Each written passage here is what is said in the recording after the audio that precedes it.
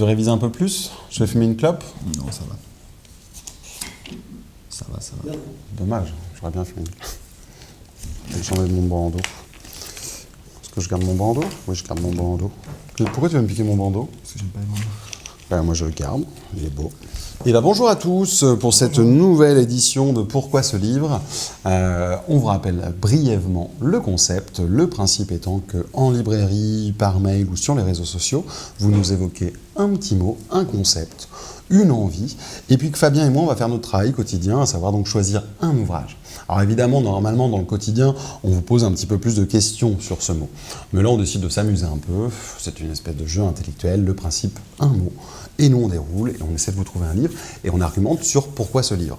On espère évidemment que vous prendrez les deux. Néanmoins, on laisse le plus brillant argumenter et gagner ce combat à chaque fois. Le mot de cette nouvelle semaine, en l'occurrence, c'est le mot pédagogie. Ou enfance, on a décidé qu'on prenait l'angle un petit peu large, mais c'est plutôt pédagogie. Et on a choisi chacun un livre. Je te laisse présenter le tien. Alors moi, j'ai choisi...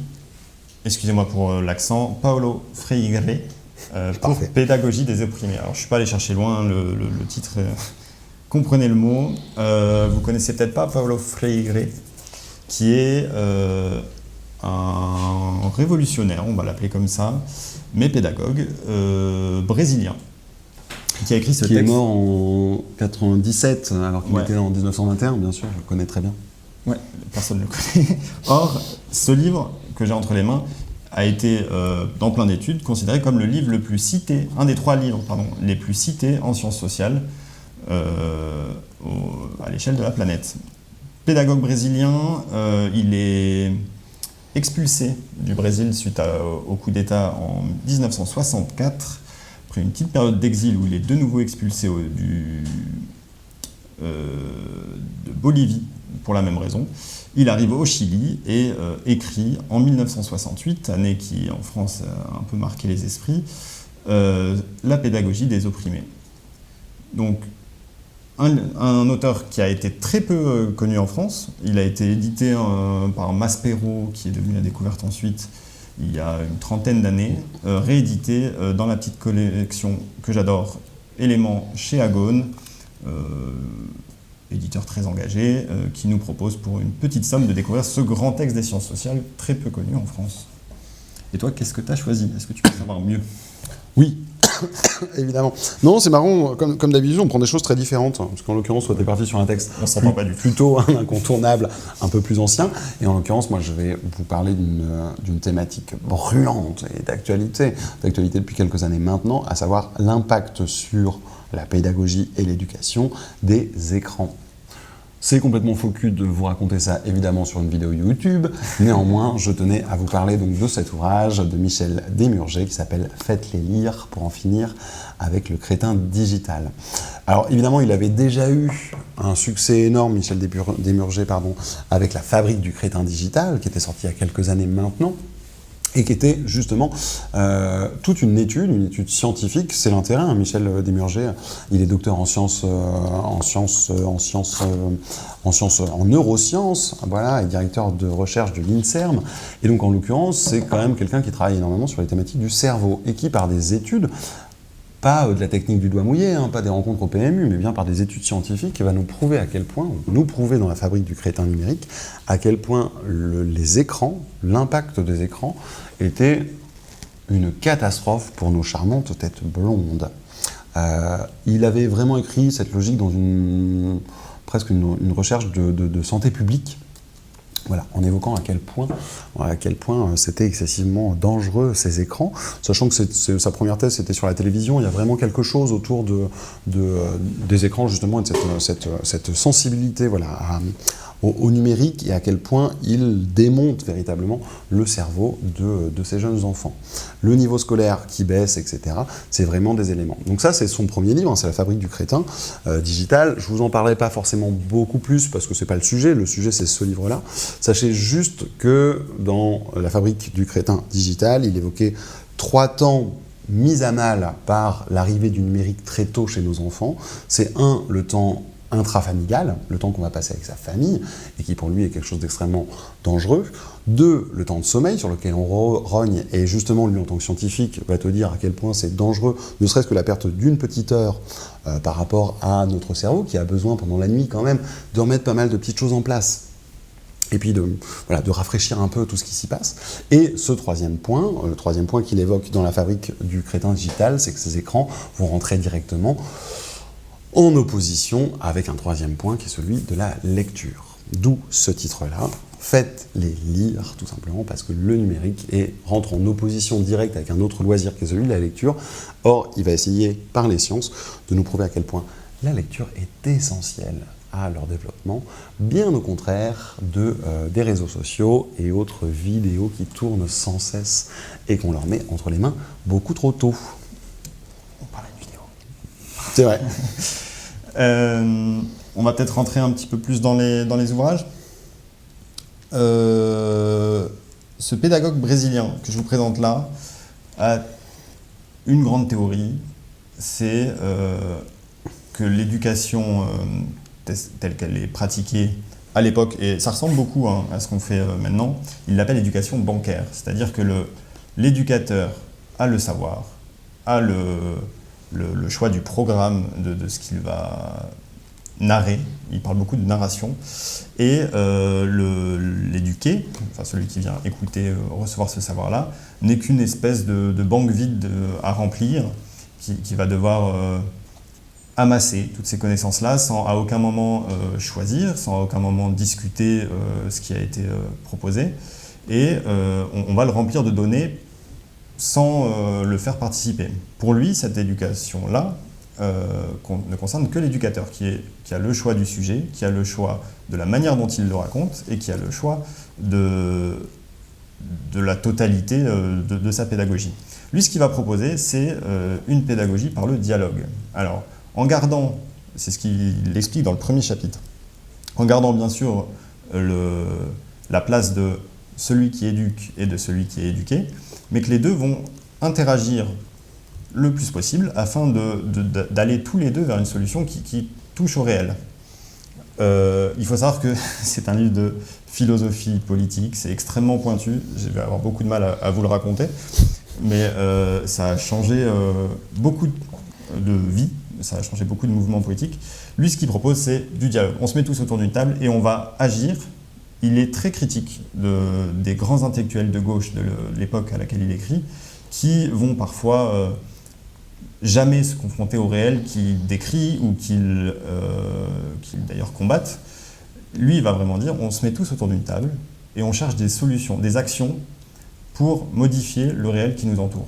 Ce n'est pas l'histoire qui va nous apporter ces solutions, ce n'est pas notre vision du futur, c'est ce qu'il reproche aux intellectuels, notamment de gauche, d'avoir une vision du futur qui est déjà déterminée et qu'on ne pourrait pas changer, ou en tout cas qu'on va devoir subir. Lui, ce qu'il dit, c'est on ne touche qu'au réel qui nous concerne tous, et donc il n'y a pas d'éducateur et d'éduqué, il y a une interaction commune pour modifier ce réel-là.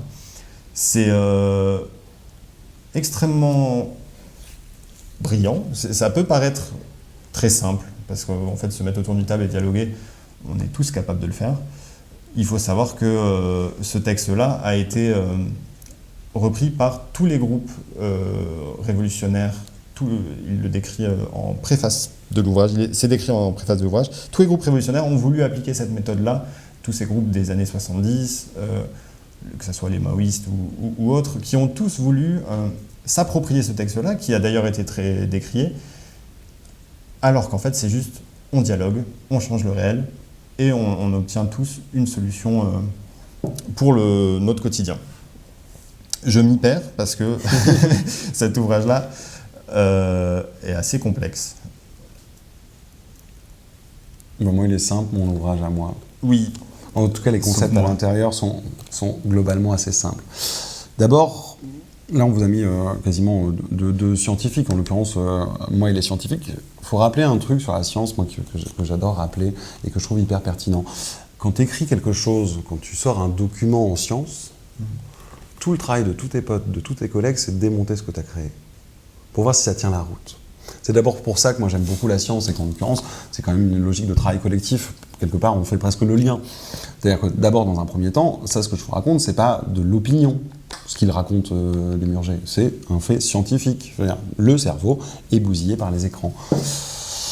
Et encore plus, encore une fois, sur un jeune âge. Et tout ce qu'il va dire dans La Fabrique, son premier ouvrage, c'est vraiment de dire, putain, mais l'Organisme mondial de la santé te dit pas d'écran avant 2 ans, mais en fait, si vraiment on regarde les stats, ça ne devrait pas être avant 8 ans. Sauf que ça marche pas pour les gros vendeurs d'appareils numériques et d'écrans, etc.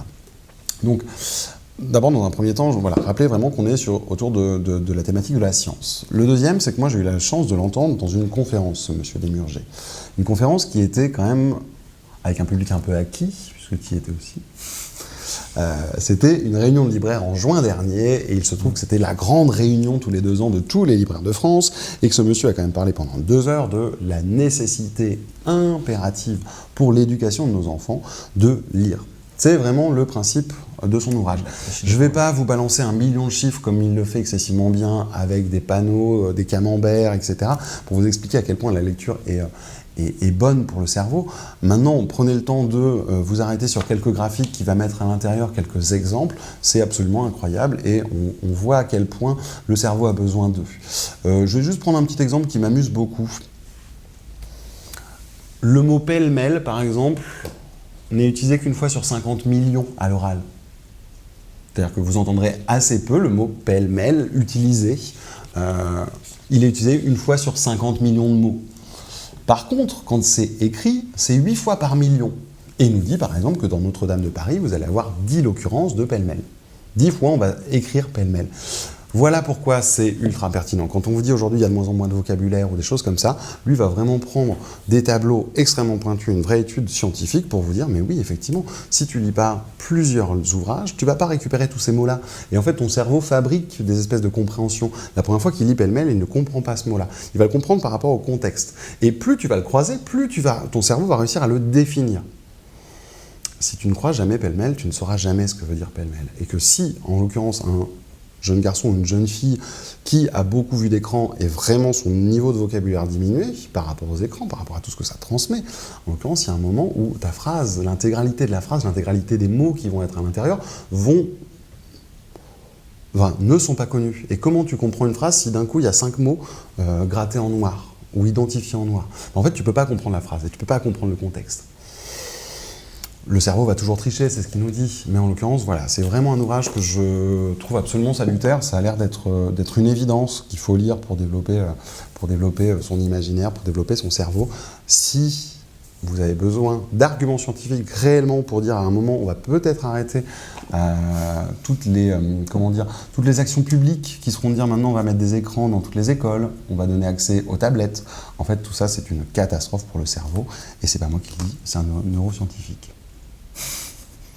C'est brillant. 2 ouvrages qui sont très différents, ma foi, sur les enfants et la pédagogie. C'est un rayon qu'on aime beaucoup, tout simplement parce que c'est vraiment l'essentiel d'eux. On aurait presque pu sortir les enfants pour chacun des livres qu'on peut présenter sur ces chroniques. Hein. Mais lisez. Je me permets quand même de me rattraper de tout à l'heure. Il y a tout un pan que je n'ai pas évoqué dans ce livre-là. C'est Pédagogie des opprimés. À force de vouloir vous parler d'un mot, j'ai oublié une partie du titre. Son sujet, c'est vraiment qu'on ne peut pas sortir d'une oppression sans être capable de la reconnaître, d'en comprendre les mécanismes, d'en comprendre les répercussions. Et cette pédagogie par le dialogue vise à toute forme d'oppression. Il tient vraiment au choix d'opprimer et non pas d'autres mots qui pourraient parler d'oppression plus spécifique, comme l'oppression dont on a déjà parlé dans une autre émission des ultra-riches sur les plus pauvres. Non, là, c'est tout type d'oppression, quelle qu'elle soit. Pour en sortir, passe par une capacité des opprimés à reconnaître l'oppresseur, à reconnaître ses mécanismes.